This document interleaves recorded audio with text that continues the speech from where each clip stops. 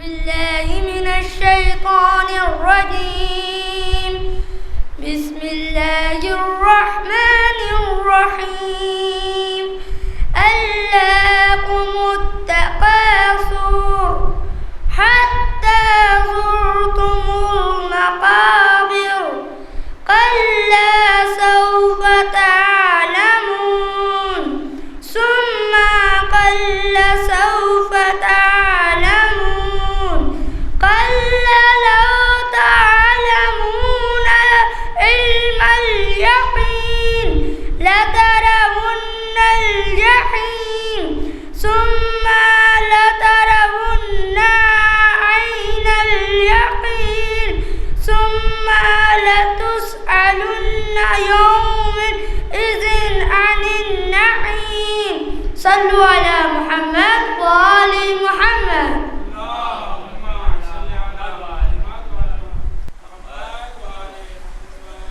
کوئی مانے یا نہ مانے یہ میرا ایمان ہے، کوئی مانے یا نہ مانے یہ میرا ایمان ہے. ساری دنیا پر نبی کے لال کا احسان ہے، ساری دنیا پر نبی کے لال کا احسان ہے.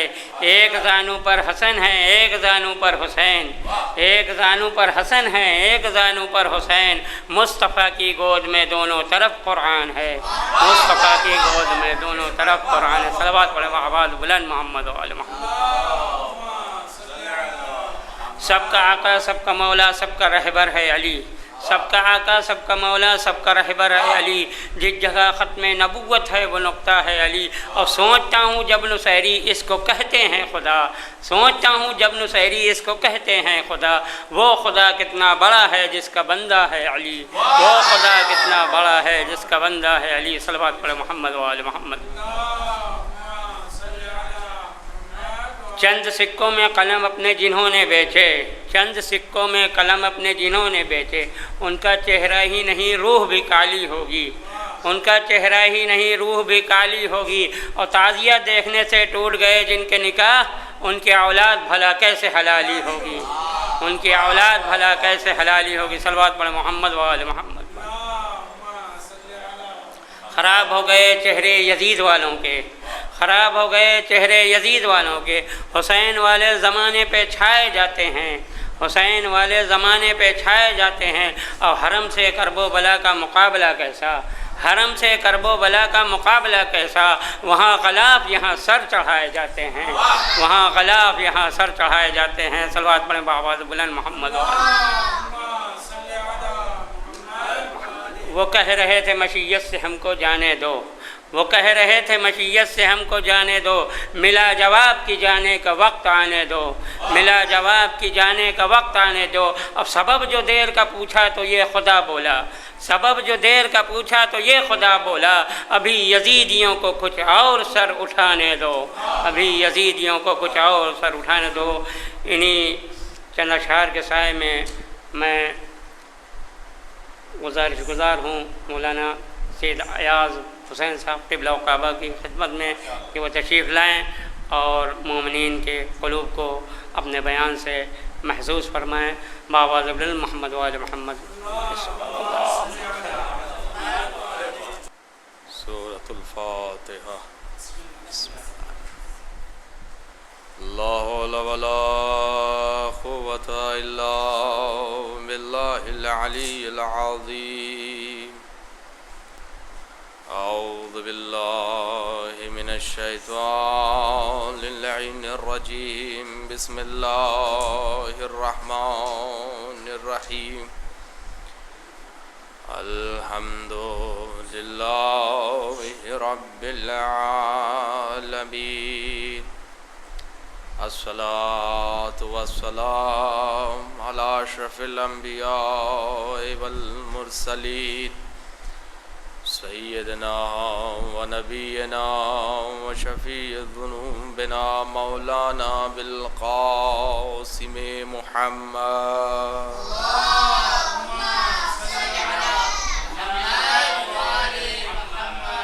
وآلہ الطیبین الطاہرین المعصومین المنتجبین المنتخبین.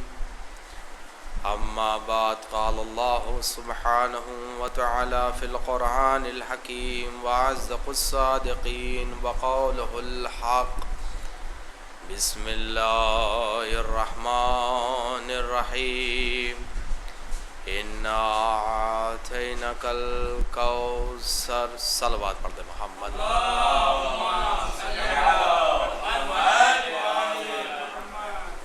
اس سے پہلے کہ میں اپنے مجلس کا آغاز کروں ایک سورہ الحمد اور 3 مرتبہ سورہ اخلاص کی تلاوت فرما کر تمام نجف اشرف میں رہنے والے علماء اکرام کے جتنے بھی مرحومین ہیں ان تمام اور جہاں کہیں بھی شیعان حیدر کرار ہیں ان کے لیے ایک سورہ فاتحہ. بسم اللہ الرحمن الرحیم مالک یوم الدین صراط المستقیم صراط الذین انعمت علیہم غیر المغضوب علیہم ولا الضالین. بسم اللہ قل هو اللہ احد اللہ الصمد قل هو اللہ احد اللہ الصمد قل هو اللہ احد اللہ الصمد.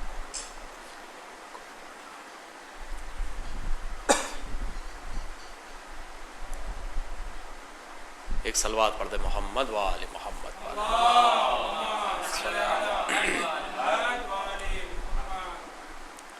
اللہ نے قرآن مجید میں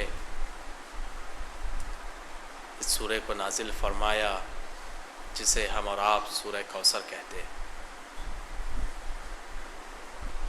دیکھنے میں صورت میں انداز میں ہمیں بہت چھوٹا نظر آتا ہے لیکن اس کی منزلت قدر و قیمت بہت بالا ہے. ہم سوچتے ہیں کہ یہ سورہ بسم اللہ الرحمن الرحیم کو لے کے 4 آیتوں پر مشتمل ہے. ہم سوچ رہے ہیں، تدبر کر رہے ہیں، غور و فکر کر رہے ہیں اس بات پر کہ یہ سورہ ہمارے نزدیک ہمارے بچے، ہمارے نوجوان، ہماری خواتین اور جتنے بھی ہیں سب اس سورے کو بڑی آسانی سے یاد کر لیتے ہیں. ہم اس میں غور و فکر کرتے ہیں تو ہمیں پتہ چلتا ہے کہ اس کی منزلت کیا ہے، اس کا مرتبہ کیا ہے. آئیے اس سورے کے اس ضمن میں چلتے ہیں، اس جگہ پر چلتے ہیں جہاں یہ سورہ نازل ہوا ہے.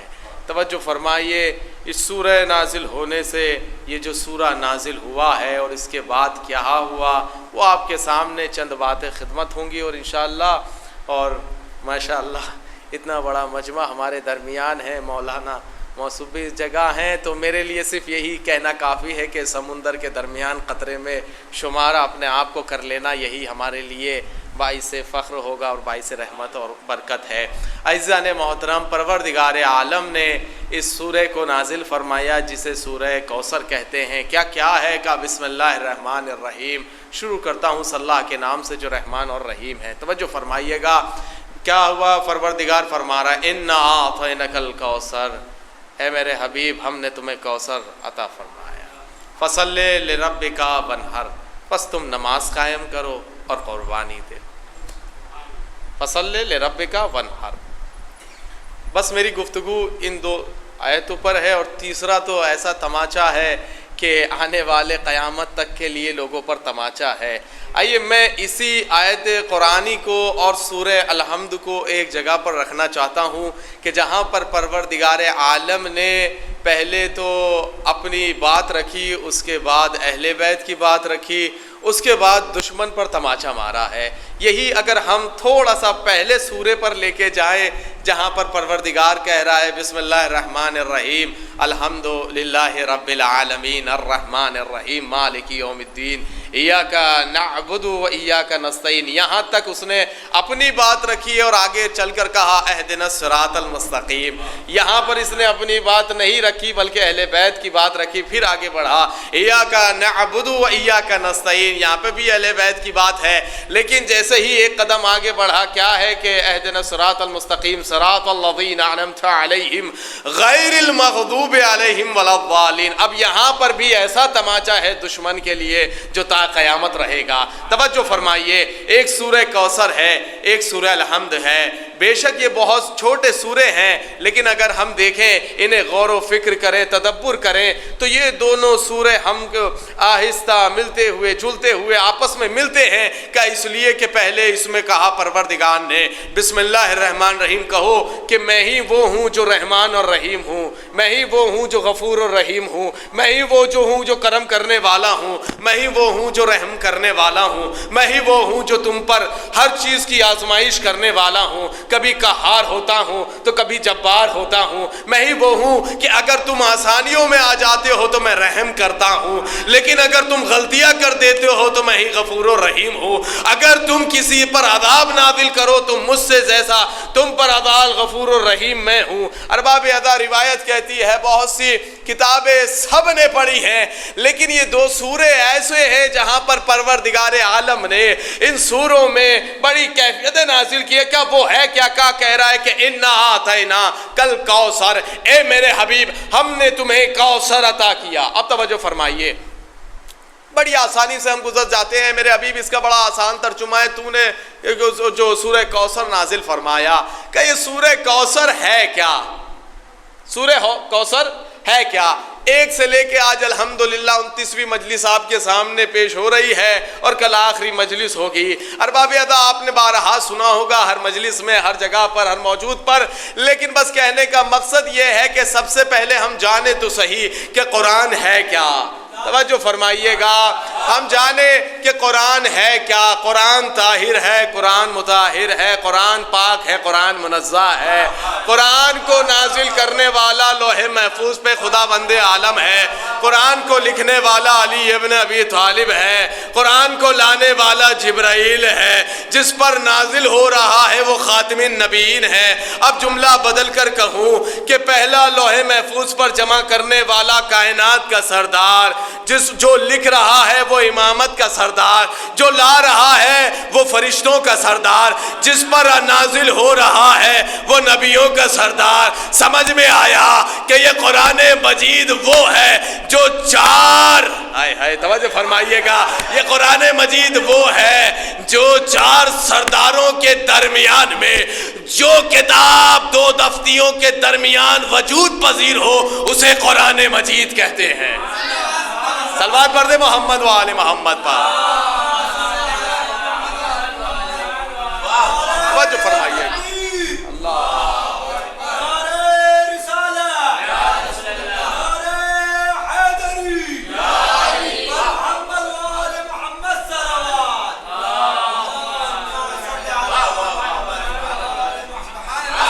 جانے کہ قرآن کیا ہے، قرآن کی باتوں کو سمجھیں، قرآن کے فکروں کو سمجھیں، قرآن کی ان آیتوں کو سمجھیں۔ عجیب مرحلہ ہے ہمارے مسلمان سے لے کے تمام فقرہ تفرقہ جو بھی اسلام کے اندر آئے ہیں، اپنے آپ کو چاہے 72 سمجھیں، چاہے 73 سمجھیں، چاہے مسلمان 72 میں تقسیم ہو یا 73 میں تقسیم ہو، توجہ فرمائیے گا، ہر ایک کا یہ منطبقہ اور یہ متفقہ فیصلہ ہے کہ ہم قرآن پہ ایمان لاتے ہیں۔ قرآن بھی کہہ رہا ہے، قرآن بھی کہہ رہا ہے، قرآن بھی کہہ رہا ہے۔ عجیب مرحلہ ہے، قرآن گونگا ہے، قرآن کہنا یا ہمیں قرآن کو سمجھنا ہے۔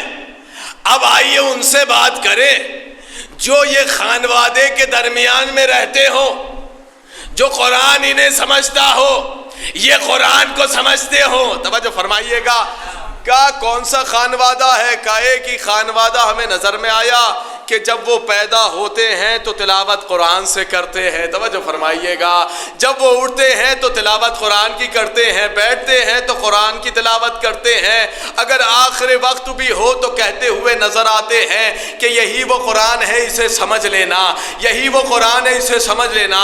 ایک ہاتھ میں اپنے قرآن رکھنا، دوسرے ہاتھ میں اہل بیت رکھنا۔ آئیے اس پروردگار عالم نے اسی قرآن مجید میں فرمایا بسم اللہ الرحمن الرحیم اِنَّا آتَيْنَاكَ الْكَوْثَرَ، اے میرے حبیب ہم تمہیں کوثر عطا فرماتے ہیں۔ کیا وہ کوثر ہے کیا؟ وہ کوثر یہ ہے کہ الغرض روایتوں سے پورا اپنے لب لباب ایک جگہ جمع کر کے بس اپنی گفتگو کو اور آگے بڑھاؤں۔ کا قرآن ہے کیا؟ کا قرآن میں سورہ کوثر ہے۔ کا کوثر ہے کیا؟ کا کوثر وہ سورہ ہے جو سب سے چھوٹا سورہ ہے، جسے بچے بھی یاد کر لیتے ہیں۔ آئیے اب منزل آگے بڑھتی ہے۔ کا منزل کیا ہے؟ کا وہ یہ ہے کہ پروردگار نے عالم ارواح ہمیں فرمایا اے میرے حبیب اب یہ دوسری منزل آئی. پروردگار کہہ رہا ہے اے میرے حبیب ہم جبریل کو نازل کرتے ہیں. کہ بے شک ہم نے نازل کیا جبرائیل کو. اے میرے حبیب ہم تم اس پر بیٹھ جاؤ. کہ بیٹھ گئے. اب آؤ ہماری طرف. توجہ فرمائیے اب میرا حبیب چلا ہے اس منزلوں پر جسے ہم معراج کہتے ہیں. اس منزلوں پہ چلا ہے جسے ہم معراج کہتے ہیں. کہ یہ سورہ کوثر کا ہدف کیا ہے ملاحظہ فرمائیے. کہ کیا لفظ آیا کہ تاریخ میں آیا. ہم نے کتابوں میں دیکھا, ہم نے تاریخ میں دیکھا, بڑے بڑے محدث گزر گئے, بڑے بڑے محدث گزر گئے, بڑے تاریخ داں لکھنے والے گزر گئے. ہم نے یہ 5 حروف دیکھے جس میں لکھا ہے معراج, میم عین رے الف جیم. کا جب ہم نے اسے غور و فکر تدبر غور فکر کیا تو اس میں نظر آیا کہ میم سے محمد ہے, عین سے عرش ہے, رے سے رات ہے, الف سے اللہ ہے, جیم سے جبرائیل ہے. کہ اس کا خلاصہ کیا؟ کا خلاصہ یہ ہے محمد چلے ہیں عرش پر. رات کا کون سا وقت؟ رات کا وقت. کس کے ساتھ؟ کا جبریل کے ساتھ. کا کس کے پاس؟ کا اللہ کے پاس. کا اس کے مجموعے کو معراج کہتے ہیں. جو پہنچ جائے تو وہ معراج ہے, جو نہ پہنچے تو نہ بھی معراج ہے. توجہ فرمائیے گا. کہ یہ منزلت کیا ہے؟ کہ یہ منزلت وہ ہے جب میرا محمد آخر وہاں پر پہنچا اور اسے ایک عظیم نعمت چیز عطا فرمائی. کہ جس کے لیے کہا گیا اِنَّا أَعْطَيْنَاكَ الْكَوْثَرَ, اے میرے حبیب ہم نے تمہیں کوثر عطا کیا. توجہ فرمائیے اب میرا حبیب یہ سورہ کوثر کو لے کر چلا اور چلنے کے بعد مومنین کے درمیان میں پیش کر رہا ہے. کوئی محذوف ہو رہا ہے, کوئی مسکرا رہا ہے. ابھی تک تو یہ سب کو پتہ ہے کہ یہ سورہ کوثر ہے اس لیے مسکرا رہے ہیں. لیکن جب یہ سورہ کوثر سب کے سامنے نمودار ہوتی ہے تو واقعاً پیش آتا ہے کہ یہ کیا ماجرا ہے. اور واقعاً پروردگار عالم نے بھی یہ ہمارے لیے مومنین کے لیے ایک برکت دی ہے کہ جب تمہارے درمیان, توجہ فرمائیے گا, کا کیا کہا اِنَّا أَعْطَيْنَاكَ الْكَوْثَرَ فَصَلِّ لِرَبِّكَ وَانْحَرْ, بس تم نماز قائم کرو اور قربانی دو.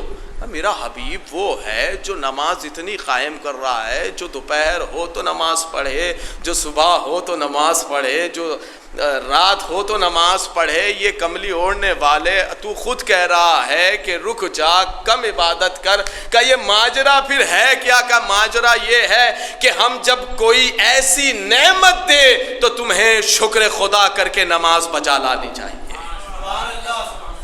تو وہ شکل فاطمۃ الزہرا ہے.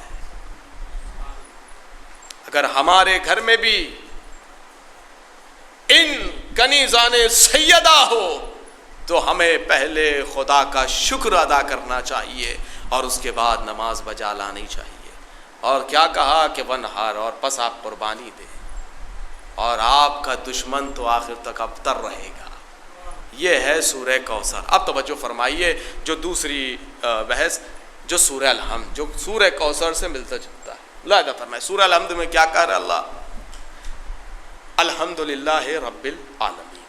ایک سورہ کوثر ہے جہاں پر پروردگار نے شروعات کی بسم اللہ الرحمن الرحیم. میں بار بار اس لیے تکرار کر رہا ہوں کیونکہ ہمارے بچے بیٹھے ہیں تاکہ وہ اچھے سے سمجھ لیں. آپ لوگ تو مجھ سے بزرگار ہیں.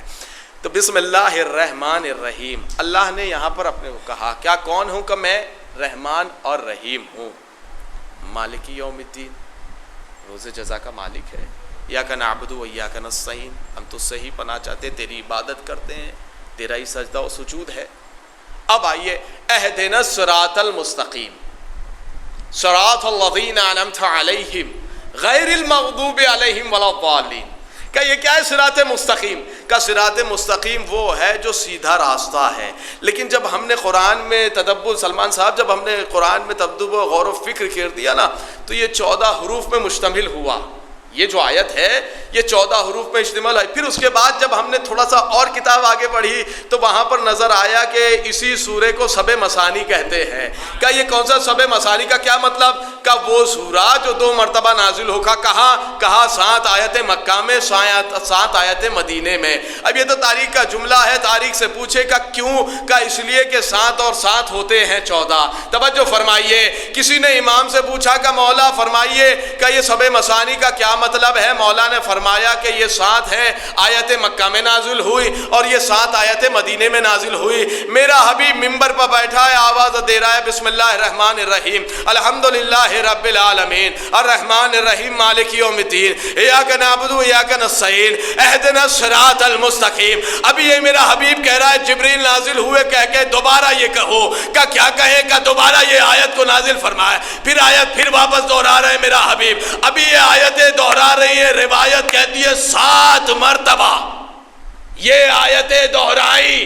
کا کیا کہ بسم اللہ الرحمن الرحیم الحمدللہ رب العالمین الرحمن الرحیم مالک یوم الدین ایاک نعبد و ایاک نستعین اہدنا الصراط المستقیم.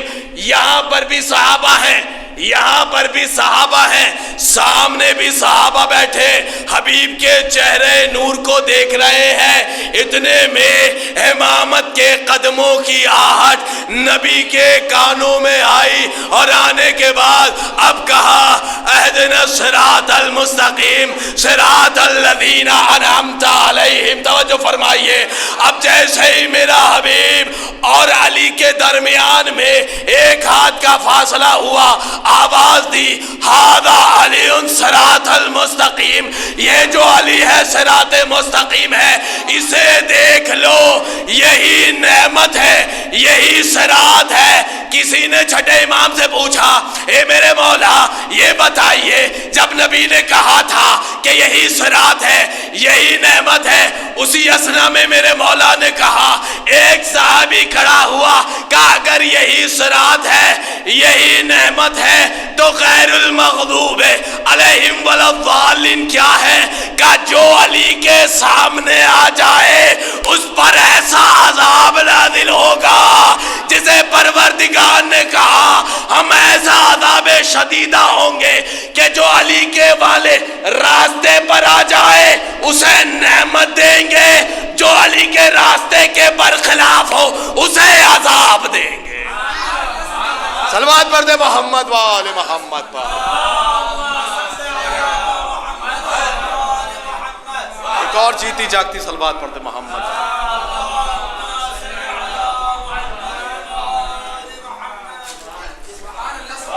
اور یہ نعمتوں والا راستہ کون سا ہے؟ کا راستہ یہ ہے صراط مستقیم. یہ ہے, یہ ایک سیدھا راستہ ہے.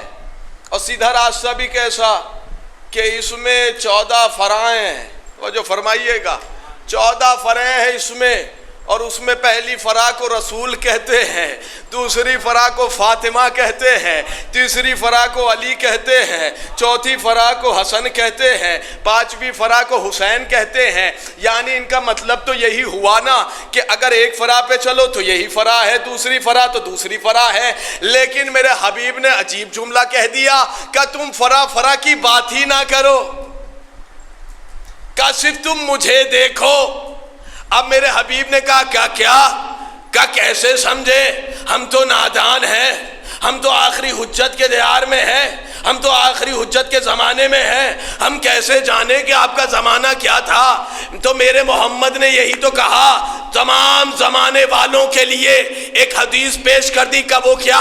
اولنا محمد اوسطنا محمد آخرنا محمد وکلنا محمد. کہ جب تم جانو نا علی کے زمانے میں تو سمجھ لینا رسول ہے, حسن کے زمانے میں آؤ تو سمجھنا رسول ہے, محمد کے زمانے میں آؤ تو سمجھنا یہ ہے. تو جس زمانے میں امامت چلتی رہی سمجھ لو سیرت بھی رسول کی, کردار بھی رسول کا. جو فرمائیے صلوات پڑھ دے محمد و آل محمد پر.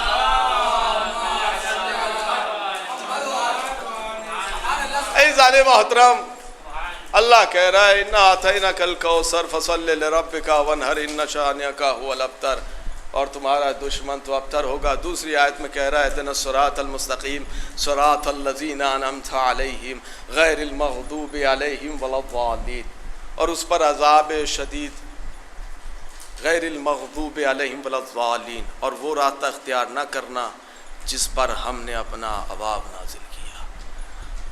آج ماہ رمضان کی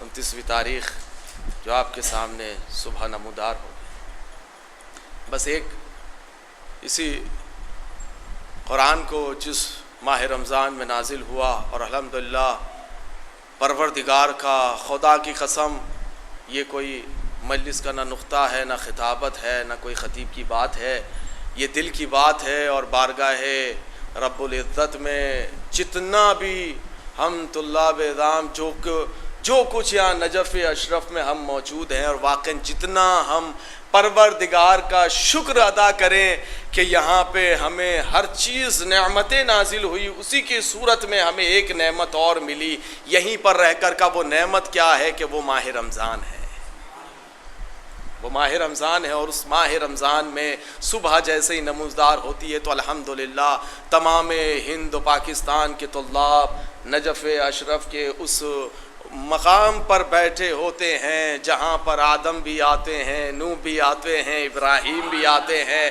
موسیٰ بھی آتے ہیں، اللہ جانے ہم کون سی صفوں میں بیٹھے ہوتے ہیں۔ تو یہ ہماری عظمت ہے، ہم پہلے شکر اپنے ماں باپ کا کریں کہ جنہوں نے ہمیں یہ نعمت دی ہے، کہ جن کی دعاؤں میں سے ہمیں ایک دعا ملی ہے، وہ جوار امیر المومنین ہے۔ توجہ فرمائیے، بس ایک روایت، بات بہت کرنی تھی لیکن وقت اپنی اس جگہ سے دوڑتا ہوا کوئی اور جگہوں پہ نہ چلا جائے، کیونکہ یہ بھی محتاج ہے اہل بیت کا۔ توجہ فرمائیے، وقت بھی محتاج بیت کا۔ اب آئیے عزیزان محترم، اسی سورہ کوثر کے عنوان سے کہ معرفت ہمیں سمجھ میں آ جائے، سورہ کوثر کی معرفت کیا ہے، کہ اس معرفت میں سے ایک معرفت میں آپ کے سامنے پیش کرتا ہوں کہ وہ معرفت کیا ہے، کیونکہ یہ محتاج تو کسی کے ہے نہیں، نہ وقت کے، نہ سورج کے، نہ آسمان کے، نہ زمین کے، نہ فرش کے، نہ جنت کے، نہ جہنم کے، کہ کسی کے محتاج نہیں ہے، محتاج ساری چیزیں ہیں اہل بیت کی۔ توجہ فرمائیے کہ سب سے پہلے انسان چلا اور چلتے چلتے منزل اخری کی طرف دیکھتا ہے، آسمان کی طرف دیکھا تو پروردگار نے وہاں ایک اتنا نور، ایک چھوٹا سا نور ہے رکھا ہے، لیکن ہماری آنکھیں اس کو دیکھ نہیں پاتی۔ کیوں نہیں دیکھ پاتی؟ کہ اس میں اتنا نور ہے، کہ اسے کیا کہتے ہیں؟ کہ اسے اردو میں سورج کہتے ہیں۔ توجہ فرمائیے گا کہ یہ بھی معرفت کی منزلت میں ہے۔ اب سنیے گا کیا معرفت ہے؟ کہ یہ وہ ہے اگر چاہیں اہل بیت تو اس کے دو ٹکڑے کر دیں، کہ اسی بازو میں رہنے والی جگہ، کہ وہ کون سی جگہ ہے؟ کہ آسمان جو سورج کے قریب ہے، کہ اس میں فاصلہ بتایا سائنٹسٹ نے اور ہماری کتابوں میں۔ بس لیکن میں یہاں پر ایک بات آپ کے سامنے گزار کرنا چاہتا ہوں۔ ہم یہ جانتے ہیں کہ پروردگار عالم نے سورج کو نازل کیا، لیکن ہم یہ نہیں جانتے کہ کتنے سورج نازل ہوئے۔ توجہ فرمائیے گا کہ روایتوں سے ہمیں ملا۔ اب یہ دیکھیے سورہ کوثر کی ایک بہترین میں آپ کو مثال دیتا چلوں کہ کیا ہے، کہ پروردگار عالم نے جب سورہ کوثر نازل فرمائی تو کتنوں کے چہرے مسکرا رہے تھے، لیکن جب حقیقت میں پتا چلا کہ سورہ کوثر ہے کون تو نبی نے کہا میری بیٹی فاطمہ۔ اب آئیے تو فاطمہ کون ہے؟ کہ کائنات کے لیے ایک سورج جو تمام شعائیں دے رہی ہے، کہ کس کی؟ کہ نعمتوں کی، برکتوں کی، رزقوں کی، شفاعت کی۔ کہ کس لیے؟ کہ جو ان کے در پر آ گیا کہ وہ رحمت بھی لے لے، برکت بھی لے لے۔ کہ ان میں سے کون؟ کہ ایک شہزادی ہے جو حبش کی ہے، افریقہ کی شہزادی ہے۔ کہ اس نے کیا کیا؟ کہ اس نے دونوں جوتیاں اپنے تخت پر رکھ دی اور اپنے بچوں سے کہا جو ان جوتیوں کے مقابل میں آ جائے اسے تم حاکم بنا دینا، میں جا رہی ہوں اس کنیز کے لیے۔ کا عجیب مرحلہ ہے، بڑے مسلمان کہہ رہے ہیں بی بی آ گئی تھی باغ فدق کو ماننے کے لیے، اما جن کی ان کی کنیز رہ کر جو فضہ کے نام سے مشہور ہو، اما جو پوری سلطنت جس کی دو جوتیوں کے عوض کئی سال تک سلطنت چلے اسے فضہ کہتے ہیں، اور جہاں فضہ پلے اسے فاطمہ کہتے ہیں۔ اور جو فرمائیے گا زیان محترم، جس کے صدقے کئی سال، ایک سال نہیں، تاریخ پڑھیں انشاءاللہ، کئی سال تک کئی سلطنتیں چلے، اسے نالان فضہ کہتے ہیں، اور جہاں پر فضہ پلے اسے سیدہ کہتے ہیں۔ اب توجہ فرمائیے، بس یہ آخری جملہ، جناب سیدہ کی عظمت ملاحظہ فرمائیے۔ اس سورج کے حوالے سے اللہ نے میں اس سے روک کے ایک جملہ دینا چاہتا ہوں کہ ہم کیوں لعنت بھیجتے ہیں۔ اب روایت سے میں ثابت کر رہا ہوں کہ ہم جو یہ کہتے ہیں کہ ان پہ لعنت نہیں کرنا چاہیے، خلفاء پہ جو جناب زہرا کے سامنے آئے تھے اس پر، صرف ایک بہترین مثال دے کے اپنے گفتگو کو مسائب پر انشاءاللہ منتقل کروں گا۔ کا کیا ہے؟ کا یہ ہے کہ پروردگار عالم نے سورج کو خلق فرمایا۔ جب سورج خلق فرمایا تو اسی سورج کے ساتھ ہی ساتھ میں 40 سورج اور خلق فرمائے۔ توجہ فرمائیے گا، ایک سورج کے بدلے 40 سورج خلق فرمائے، اور انہی ایک سورج اور دوسرے سورج کے درمیان 40 سال کا فاصلہ رکھا، اور اسی 40 سال کے فاصلے کے درمیان پروردگار عالم نے مخلوق نازل فرمائی۔ اب چاہے وہ فرشتے کہہ لے جو، اب چاہے اسے ملائکہ کہہ لیں، کہ ان کا کام کیا ہے؟ کہ اللہ نے ایک سورج ہمارے درمیان رکھا، ہمارا کام کیا ہے؟ کہ بھر پروردگار نے عبادت کی ہے۔ یہاں تو اب مسلمان کے 73 فرقے ہیں، ہندو بھی ہے اور دیگر اور بھی فکرے، پتہ نہیں، اگر دیکھا جائے تو کافی اپنے اپنے جہت کے اعتبار سے ماننے والے ہمارے یہاں 100 سے زائد ہے جو مانتے ہیں اس چیز کو کہ ان کے خدا یہ ہیں۔ ہمارا 73 فرقوں کا ایک ہی مسمع فیصلہ ہے کہ اللہ ایک ہے، قرآن ایک ہے۔ اب ملاحظہ فرمائیے گا کہ کیا ہے کہ سورج ایک ہے ہمارے درمیان میں، لیکن اسی اثنا میں روایت ہے کہ ایک سورج کے پیچھے 40 سورج ہیں، اور انہی کے درمیان میں کیا ہے کہ 40 سال کا فاصلہ، اور ایک سورج اور دوسرے سورج کے درمیان 40 سال کا فاصلہ ہے، لیکن اسی درمیان میں خطہ ہے جہاں پر یا تو فرشتے ہیں یا ملائکہ ہیں۔ اللہ نے ہمیں کہا تم عبادت کرو، کہا کس کی؟ کہا میری۔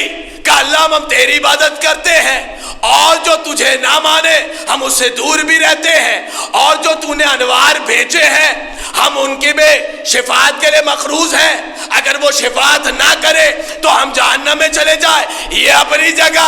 اب میرے معبود یہ فرما، جو ان 40 سورج کے درمیان میں 40 سال کے فاصلے کے درمیان میں یہ 40 جو سال کے درمیان میں موجود ملائکہ ہے، ان کا کام کیا ہے؟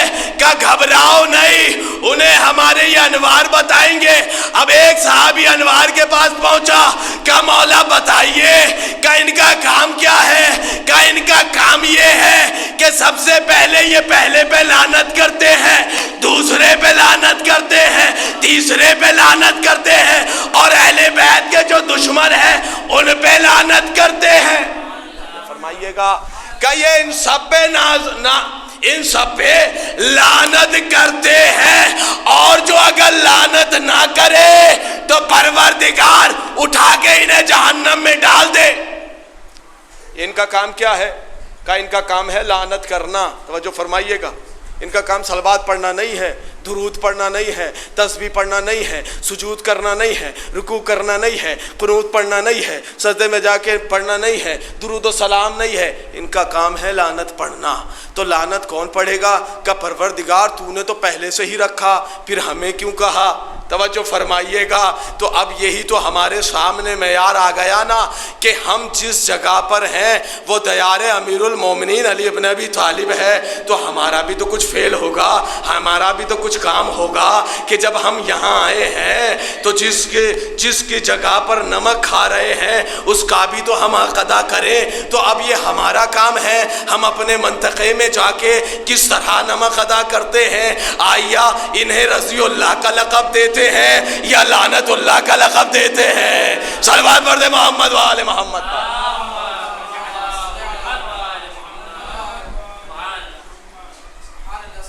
تو عزیزان محترم، پروردگار عالم نے اس قرآن مجید میں ہمارے لیے نعمتیں رکھی ہیں، اس قرآن مجید میں ہمارے لیے شفا رکھی۔ یہی وہ قرآن مجید ہے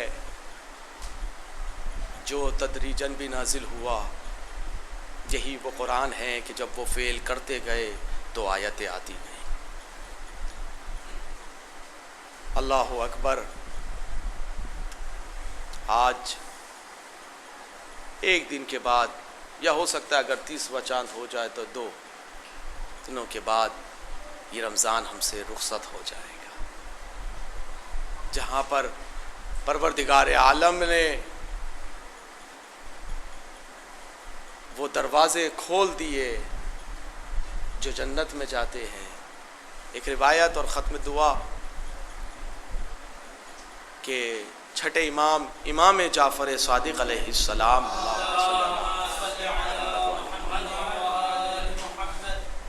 کے زمانے میں امام فرماتے ہیں کہ آخری شہر رمضان میں رسول خدا سے لے کے تمام ائمہ اطہار علیہم السلام یہ آخری 10 دن اپنے سب سے قطع تعلق کر کے پروردگار کی خاص عبادت میں مشغول رہتے تھے۔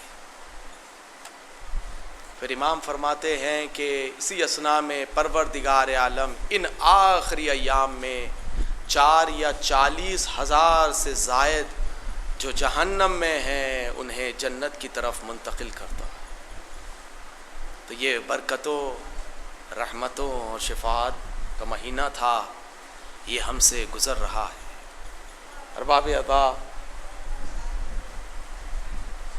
ان ماہ رمضان میں آپ نے 15 کو مولا کی ولادت منائی ہے، اور اسی کے بعد کچھ دنوں کے بعد مولا کی شہادت بھی منائی ہے۔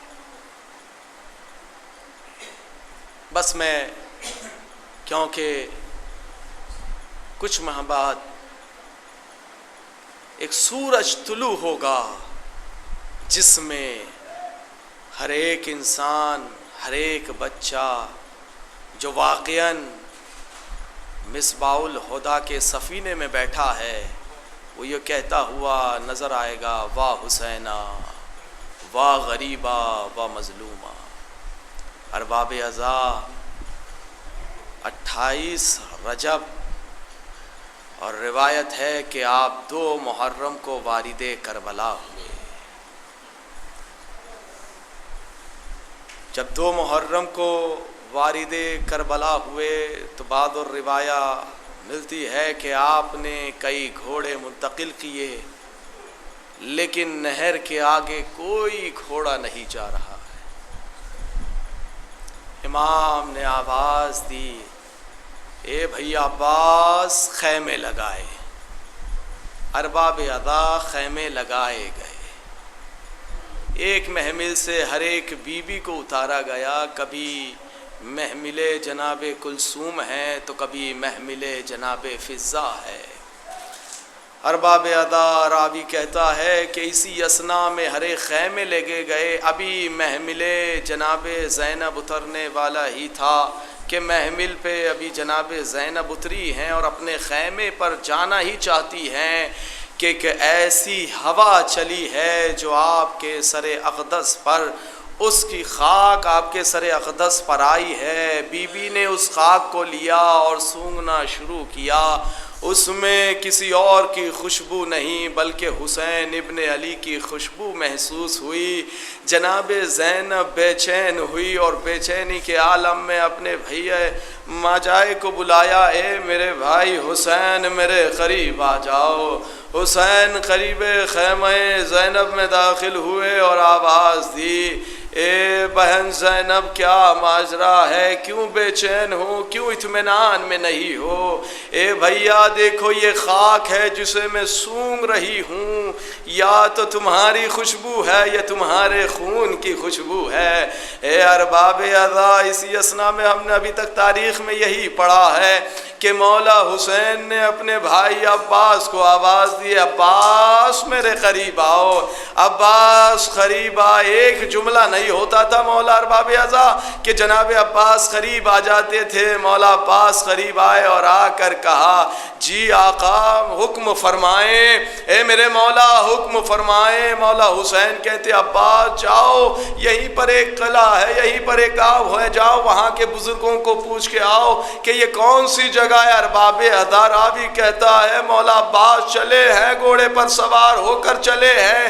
جب اس جگہ پر پہنچے اور پہنچنے کے بعد بعد کہا کہ اس بستی میں کوئی بزرگوار ہے جو اس سرزمین کو جانتا ہے؟ کہا مولا اسی قلعے میں ہیں. کچھ لوگ آئے اور مولا عباس سے گفتگو کی.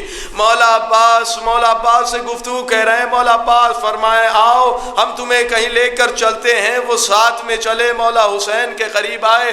کہا یہ بتاؤ یہ کون سی جگہ ہے؟ آواز آئی اسے نینوا کہتے ہیں. کہا کہ اس کا کوئی اور بھی نام ہے؟ کا نام گناتے گناتے راوی کہتا ہے 3 اور 4 نام ہیں. اس میں سے ایک نام ہے جیسے ہی کربلا لیا کہ عباس یہی ہمیں رکنا ہے. اے عباس جو ابھی محملیں لگی ہیں وہاں خیموں میں اسے منتقل کر دو. عباس نے خیموں میں منتقل کر دیا. ارباب ادا ابھی تو ہم سوچتے ہوئے نظر آتے ہیں کہ 7 محرم سے پانی ختم ہوا ہے. اللہ جانے یہ کون سے دن سے پانی حسین کو نہ نصیب ہوا تھا. بچوں کو تو ہو رہا تھا لیکن 7 اور 8 اور 9 محرم میں یہ آوازیں آ رہی تھی. الاتش کی صدائیں آ رہی تھی. ارباب ادا میں ایک ساتھ آپ کو لے کے چل رہا ہوں. ابھی 8-9 محرم کی رات آئی. ابھی 9 محرم کی رات آئی تو آپ نے جانا ہوگا کہ حسین اپنے خیمے میں ہے. عباس کو آواز دے رہے ہیں عباس میرے قریب آؤ. عباس جاؤ نہ محمد کے خیمے میں جاؤ اور سب کو تیار کرو کیونکہ کل صبح 10ویں ہوگی. سب کو جنگ میں جانا ہے. ارباب ادا مولا عباس ہر ایک خیمے میں اپنے خیمے میں جاتے ہیں اور ایک ایک خیمے سے ہر ایک صحابی کو اپنے خیمے میں لے کے آتے ہیں اور سب کو جنگ کے اعتبار سے بتاتے ہیں. کہتے ہیں یاد رکھو کہ 20 افراد میمنے میں ہوں گے, 20 افراد میسرہ پہ ہوں گے اور کچھ ہمارے قریب ہوں گے. ارباب ادا یہ گفتگو ہو رہی ہے. اسی اثناء میں امام حسین 9 محرم کی رات ہے. رات صبح نمودار ہونے والی ہے. اس سے پہلے بس آخری جملہ ارباب ادا صبح نمودار ہونے والی ہے.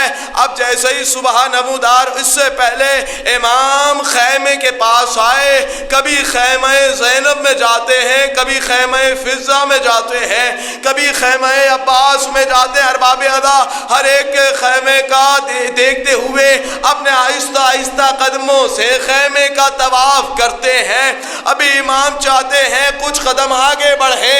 اتنے میں امام کا ایک صحابی آگے بڑھا. اسے ہلال ابن نافع کہتے ہیں. ارباب اعضا اب جیسے امام کے قریب میں ہے کہ آواز دی امام نے اے ہلال واپس چلے جاؤ.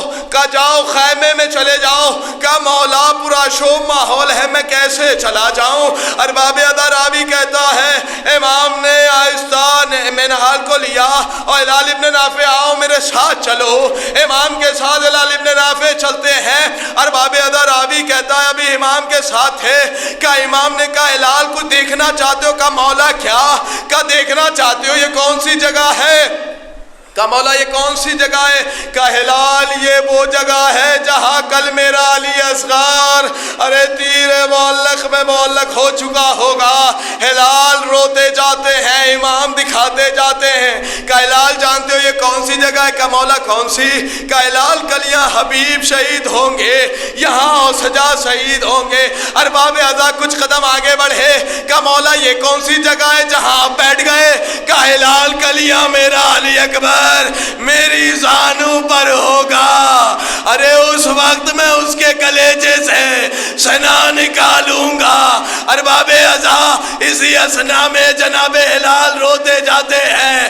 حسین کچھ قدم آگے بڑھے, پھر بیٹھ گئے, پھر کھڑے ہوئے.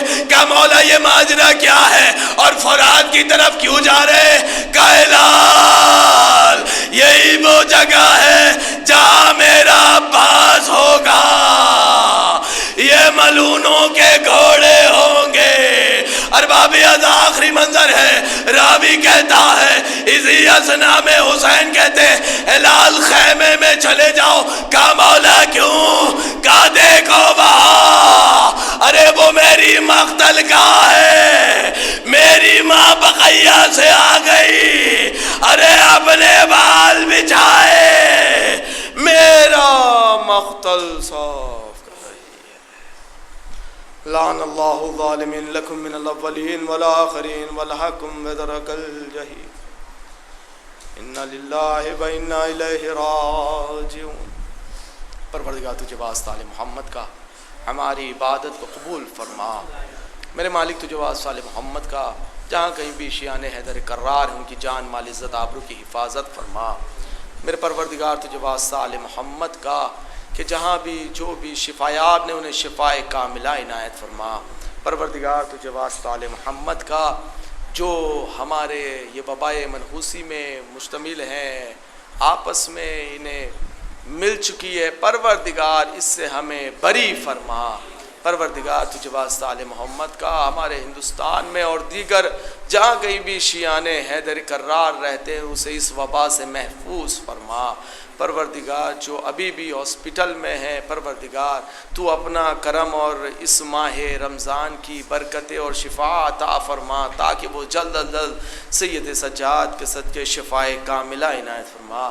میرے مالک تجھے واسطہ آل محمد کا ہم تمام شیعان حیدر کرار کو اتنی قوت و طاقت عطا فرما اس ماہ رمضان کی برکتوں سے پروردگار تاکہ ہم یا تو جنت البقیع تعمیر کر دیں یا تو پروردگار ایسی قوت عطا فرما ہم شیعوں میں سے یا کوئی وہاں پر سعودی عرب آ کر ایسا انقلاب برپا ہو تاکہ جس طرح روضہ ہر جگہ تعمیر ہوا اسی طرح بی بی کا روضہ بھی تعمیر ہو جائے۔ میرے پروردگار تجھے واسطہ آل محمد کا ہمارے آخری حجت کے ظہور میں تعجیل فرما اور ہمیں اس قابل بنا تاکہ امام جب آئیں تو ہم یہ نہ کہیں کہ مولا ہم آپ کے چاہنے والے ہیں بلکہ امام کہیں کہ یہ میرا چاہنے والا ہے۔ ایسے ہمیں بننے کی توفیق عنایت فرما اور ہمیں ان کے لشکر و انصار میں شمار فرما۔